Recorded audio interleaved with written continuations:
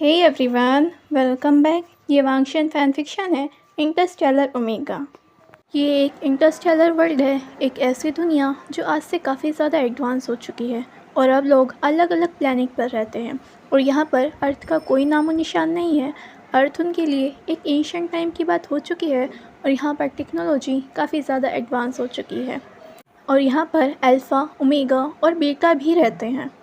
हम लोग यहाँ पर वीन को देखते हैं जो कि 18 साल का है और इंटरस्टेलर वर्ल्ड में इंपीरियल एकेडमी का एक स्टूडेंट है। हम लोग यहाँ पर देखते हैं वीन को जो कि रिसर्च एंड डेवलपमेंट डिपार्टमेंट में था। रात का समय था और वीन अपनी पर्सनल लैब में था। पीछे एक प्रोजेक्टर था, तभी एकदम से वो ऑन हो जाता है। वीन अपने काम को रोक देता है और उधर की तरफ देखता है। वहाँ पर वांगची का लाइव इंटरव्यू चल रहा था जो कि यहाँ पर इंपीरियल स्टार का एक मार्शल है और यहाँ पर वांगची सभी के लिए एक हीरो की तरह है क्योंकि लास्ट जर्ग फाइट में वह वांगची ही था जिसकी वजह से वह लोग जर्ग के खिलाफ जीत पाए थे। वांगची ट्रिपल एस पावर का अल्फ़ा है और उसकी पहचान अब मानो किसी सेलिब्रिटी की तरह हो चुकी है। वींग यहाँ पर वांगची का इंटरव्यू देखता है और ये देखते ही उसकी आंखों में चमक सी आ जाती है। यहाँ पर वांगची से एक क्वेश्चन पूछा जाता है कि क्या वह किसी के प्यार में है या नहीं, क्या उनकी लाइफ में कोई पार्टनर है या नहीं। वांगची बोलता है ये है कि मुझे एक शख्स से पता चला कि वह मुझे पसंद करता है और सबसे मज़े की बात पता है क्या है कि जब मैंने उसे पहली दफ़ा देखा था उसे मैं पसंद करता हूँ। ये सुनते ही तो मानो जैसे कि एक हंगामा सा मच जाता है क्योंकि सभी लोग जानना चाहते थे कि आखिर वांगची का पार्टनर कौन है। लेकिन ये आंसर मिलते ही काफ़ी लोगों के दिल टूट जाते हैं क्योंकि न जाने कितना ओमेगा और बीटा ऐसे थे जो वांगची का पार्टनर बनना चाहेंगे। इंटरव्यू लेने वाला पर्सन फिर से आंसर करता है कि आप बताना चाहोगे कि आखिर वह पर्सन कौन है। वांगची बोलता है नहीं। वह पर्सन बोलता है इतने पॉसेसिव। वांगची बोलता है बहुत। और यह आंसर सुनते ही सभी लोग हंसने लगते हैं। वांगची बोलता है मैं उसकी रिस्पेक्ट करता हूँ और उसकी मर्ज़ी के बिना मैं कहीं भी उसका नाम नहीं लेना चाहता। और अब वांगची बोलता है और अब मुझे जाना होगा। और यहाँ पर ही इतना सही इंटरव्यू ख़त्म हो जाता है क्योंकि वांगची ने ये भी देख दिया बड़ी मुश्किल काम है। इंटरव्यू देखने के बाद वींग के चेहरे पर बड़ी सी स्माइल आ जाती है। अब वह टाइम देखता है।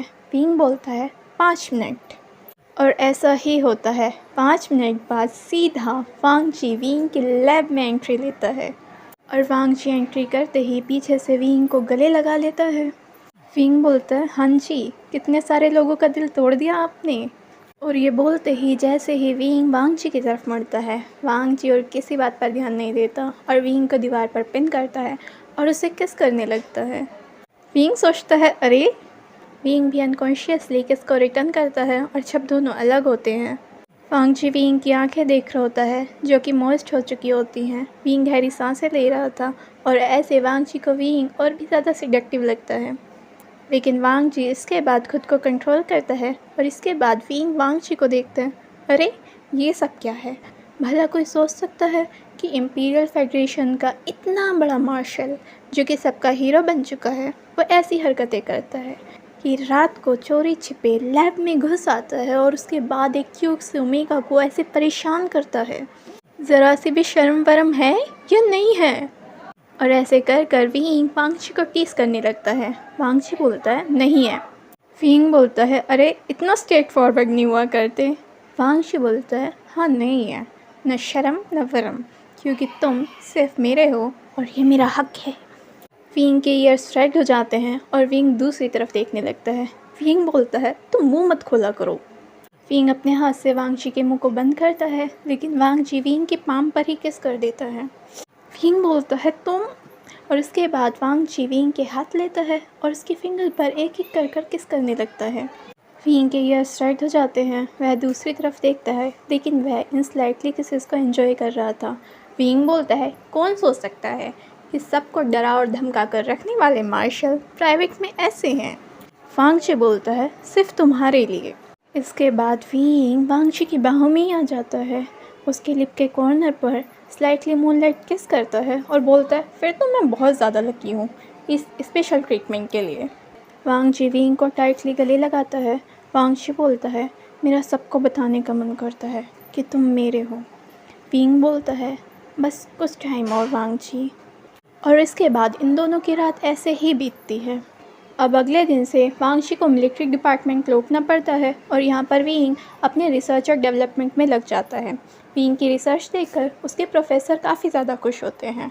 उसके प्रोफेसर बोलते हैं, तुम गिफ्टेड हो। विंग बोलता है, नहीं, मैं बस मेहनत करने का ट्राई करता हूँ। उसके प्रोफेसर बोलते हैं, और तुम्हारी मेहनत दिखाई दे रही है। पर क्या लगता है विंग, तुम सीरियसली इस चीज़ को तैयार कर पाओगे?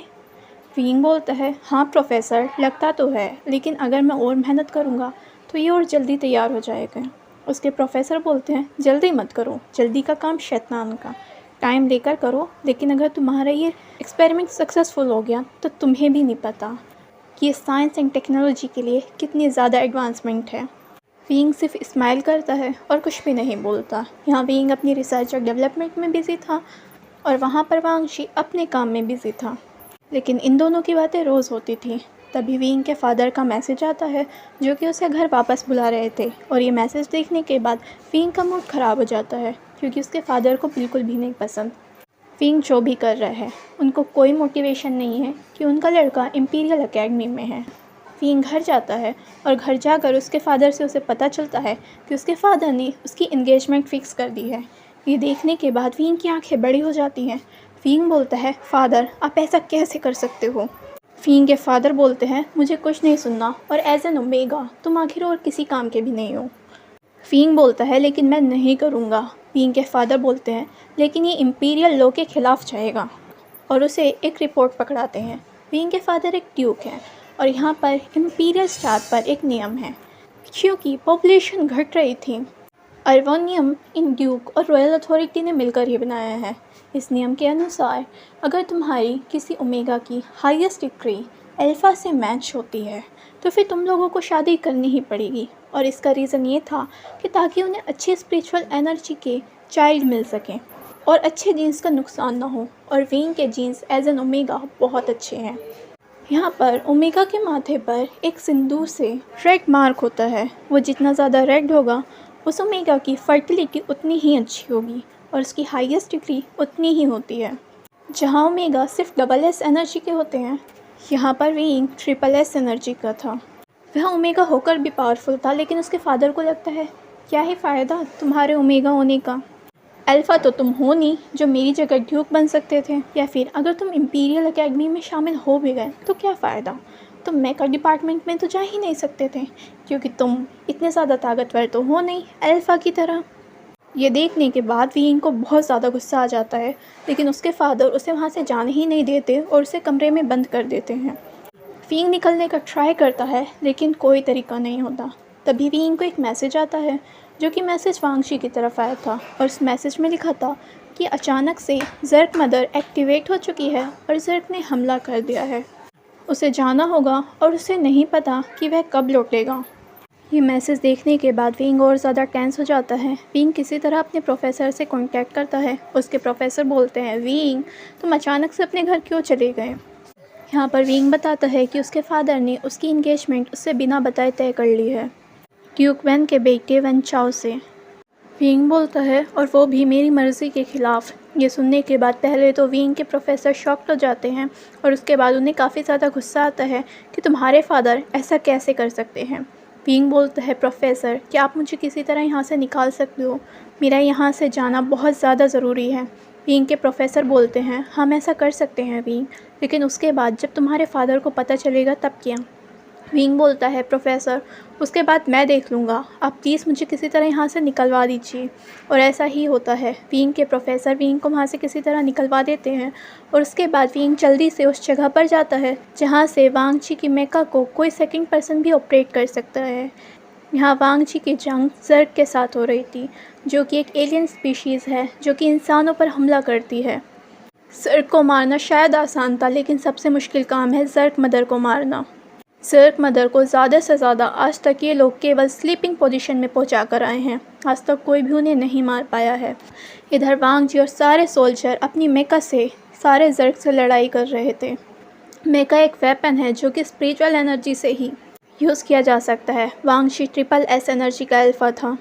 लेकिन आज तक भी उसकी एनर्जी से मैच करती हुई कोई मेका नहीं बनी थी और वांग ची की मेका सारे सोल्जर की मेका में सबसे ज़्यादा पावरफुल थी, क्योंकि वांग ची साथ में एक मार्शल भी था। विंग यहाँ से वांग ची की मेका को अपग्रेड करने का काम स्टार्ट कर देता है, क्योंकि विंग वांग ची के लिए भी काफ़ी ज़्यादा लड़ रहा था, क्योंकि ये मिशन काफ़ी ज़्यादा खतरनाक है। वांग जी और उसकी टीम यहाँ पर जर्क मदर का पता लगाने की कोशिश करती है कि आखिर वह यहाँ कहाँ है। अब ऐसा करते हुए 2 दिन बीत जाते हैं। वांग जी उधर लड़ रहा था और इधर विंग वांग ची की मेका पर वर्क कर रहा था।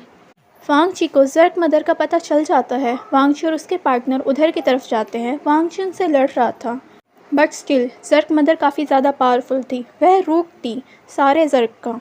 वांग जी सोचता है अब और कोई चारा नहीं है, उसे अपनी मेका के साथ जर्क मदर के अंदर ही एंट्री करनी पड़ेगी और वहाँ पर ही ब्लास्ट करना होगा। वांग जी सोचता है मुझे सबके लिए करना होगा, लेकिन उसकी आंखों में विंग का चेहरा आता है। वांग जी बोलता है विंग आई एम सॉरी, लेकिन यहाँ पर तुरंत ही विंग का काम पूरा हो जाता है और वह जल्दी से वांग जी की मेका को अपग्रेड कर देता है। अपग्रेड करते ही वांग शी को बहुत ज़्यादा एनर्जी फील होती है और उसे समझ आता है कि उसकी मेका अपग्रेड हो चुकी है उसकी स्पिरिचुअल लेवल तक। और वांग जी स्माइल करता है, क्योंकि उसे समझ आता है ये काम किसी और का नहीं बल्कि विंग का है। और उसके बाद फाइनली वांग जी और उसके पार्टनर मिलकर जर्क मदर को ख़त्म कर देते हैं। और उसके बाद वांग जी और उसके पार्टनर जर्क मदर से लड़ाई करते हैं। इधर विंग भी चैन की सांस लेता है और अब प्रोजेक्टर पर जो कि ये लड़ाई लाइव दिखाई जा रही थी वह भी देखना शुरू कर देता है। जैसे ही मेका अपग्रेड हुई थी, बाकी सारे लोग भी हैरान हो चुके थे कि आखिर यहाँ पर चेंजेस क्या आए हैं, हालांकि उन्हें समझ नहीं आए थे। अब वांग ची और उसकी टीम जर्क मदर को ख़त्म कर देती है। विंग अब थोड़ी देर आराम करने लगता है। सभी लोग अब इस चीज़ की खुशी मनाने लगते हैं।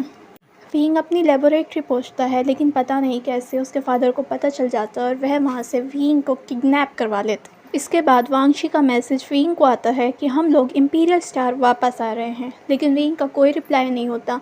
अब उसका बाहरी दुनिया से सारा संपर्क उसके फादर ख़त्म करा देते हैं। विंग की इंगेजमेंट ज़बरदस्ती कराई जा रही थी और ये इंगेजमेंट भी लाइव टेलीकास्ट हो रही थी, क्योंकि उसके फादर एक ड्यूक हैं और जो जिनसे शादी हो रही है विंग की वो भी एक ड्यूक के सन हैं। विंग को बहुत ज़्यादा गुस्सा आता है और विंग स्टेज पर चढ़ जाता है। उसके फादर बोलते हैं कि ये तुम क्या कर रहे हो। विंग वहाँ से एक नाइफ़ उठाता है और अपनी गर्दन पर रख लेता है। सभी लोग लाइव विंग को इस तरह से देख रहे थे। विंग के फादर गुस्सा करते हैं, क्या कर रहे हो, नीचे आओ।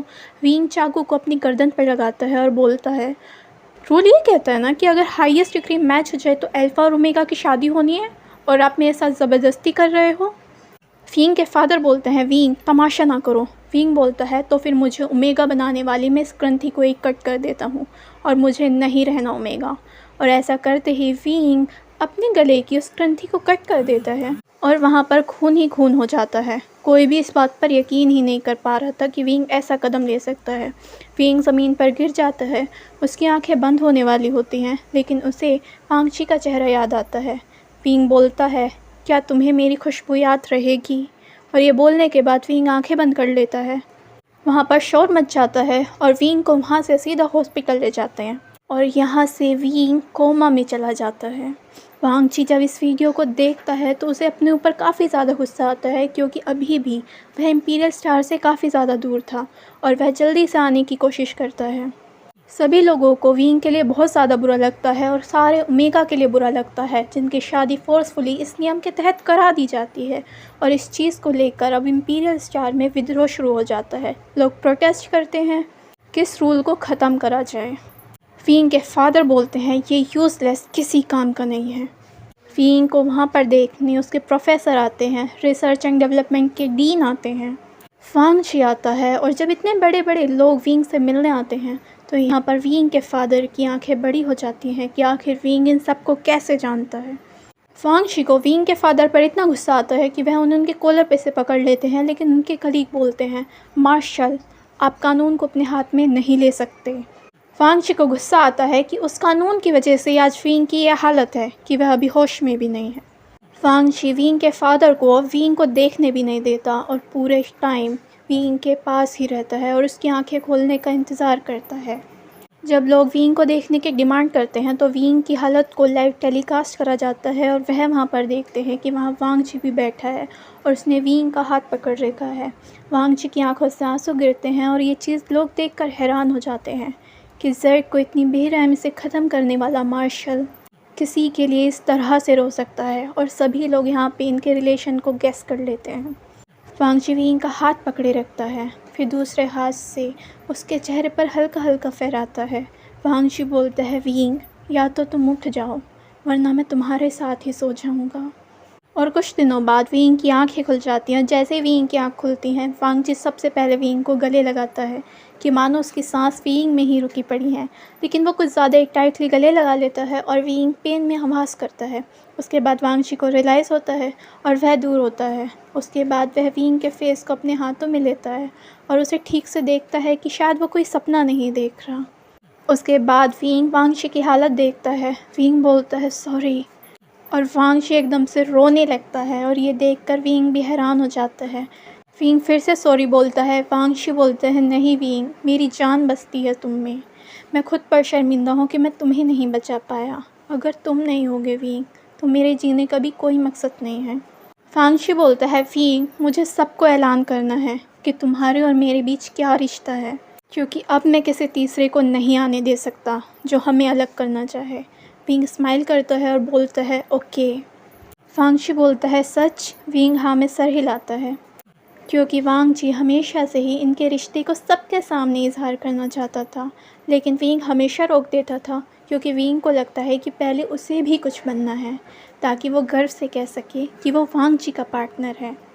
वांग जी बोलता है, और मुझे ये भी ऐलान करना है कि मेरी मेका को तुमने अपग्रेड करा है। विंग बोलता है, ओके, लेकिन कुछ दिन रुक जाओ।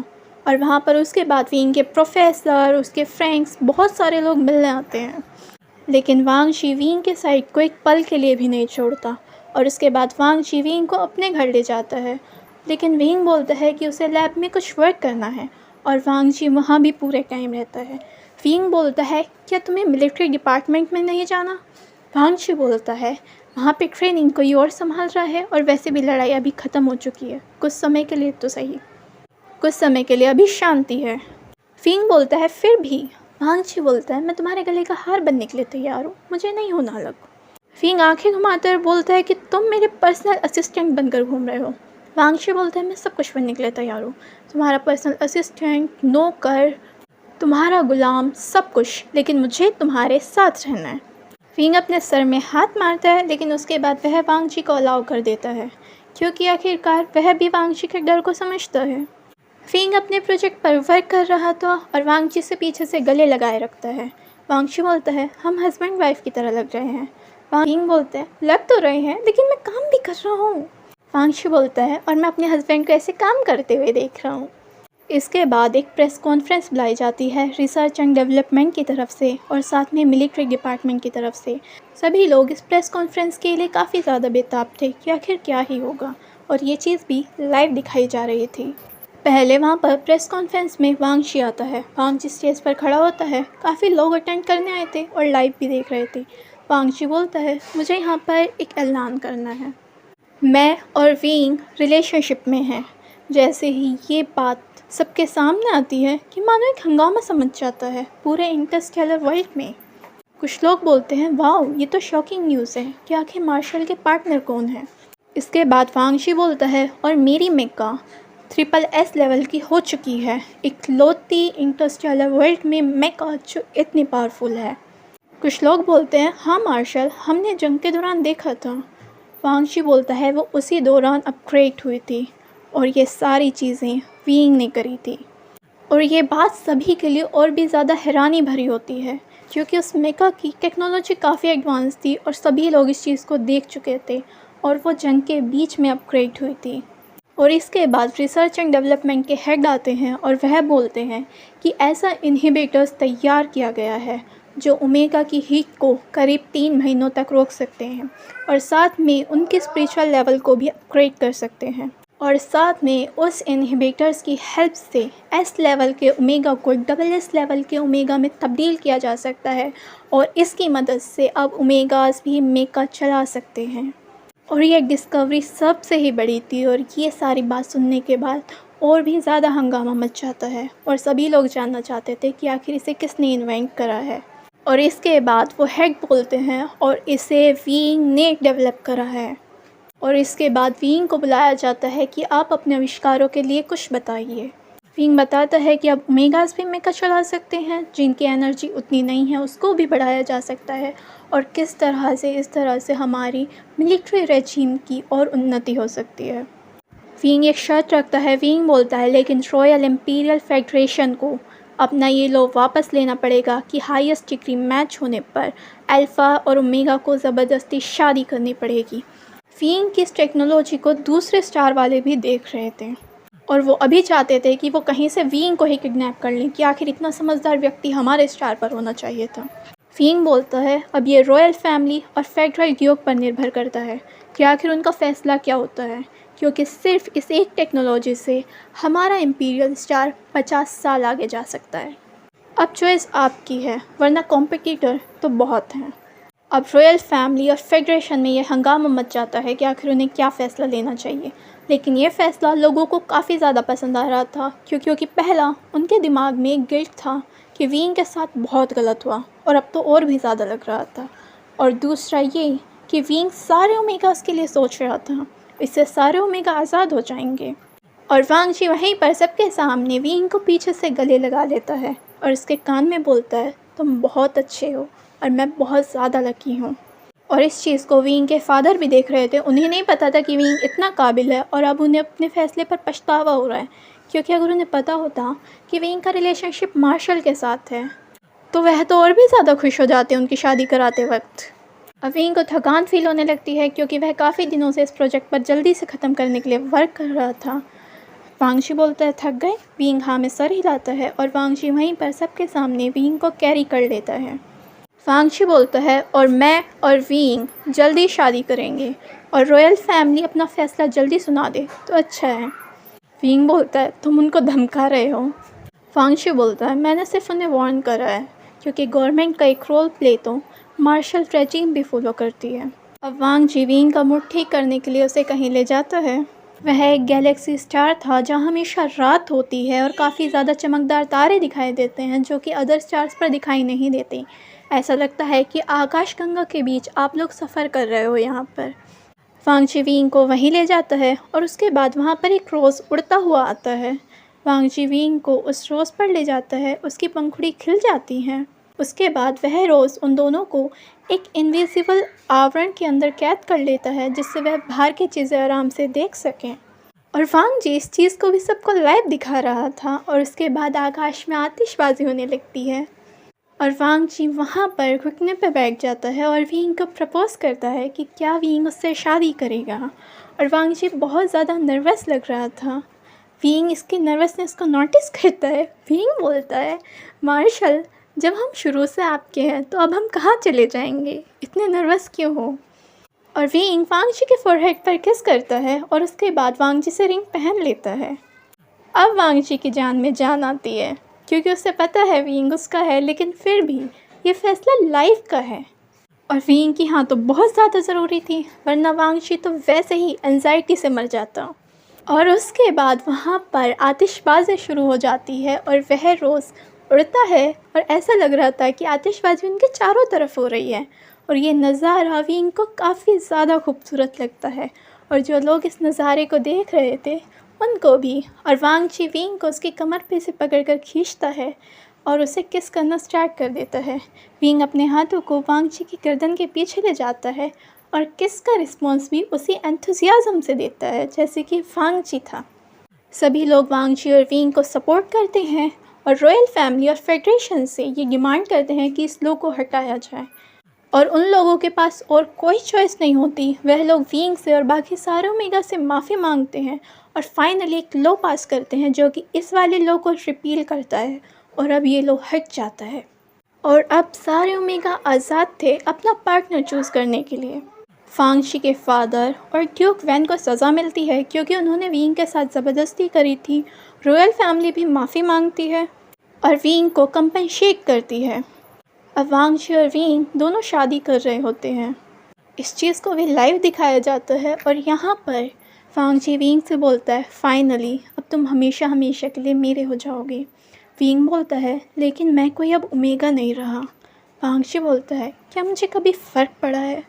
तुम ओमेगा हो, तुम बीटा हो, तुम अल्फ़ा हो, तुम सिर्फ इंसान हो, तुम सिर्फ मेरे हो।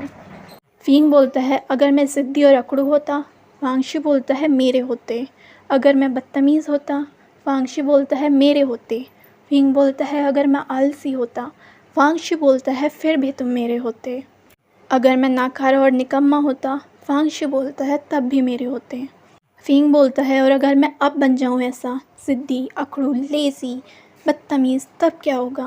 वांगशी बोलता है तुम मेरे ही रहोगे। तुम्हें जो बनना है तुम्हें वो बनने की आज़ादी है, लेकिन सिर्फ तुम मेरे रहोगे। और ये कहकर वांगशी फ़िंग को खींच लेता है और उसे किस करना स्टार्ट कर देता है। तुम सिर्फ मेरे हो। तो फ्रेंड्स, इसी के साथ ये कहानी ख़त्म होती है। अगर आपको ये कहानी पसंद आई है तो प्लीज़ लाइक कीजिए। Thank you.